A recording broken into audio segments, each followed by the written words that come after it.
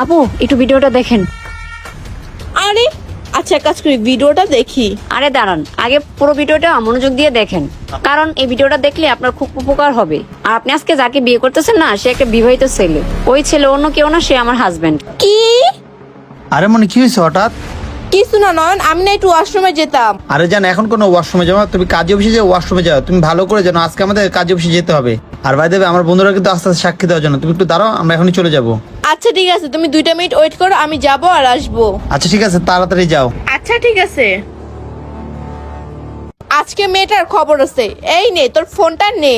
আপু কি আমার কথা বিশ্বাস করলো?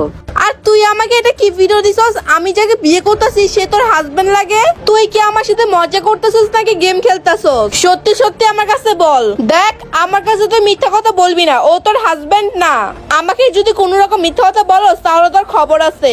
আর ওকে আমি 2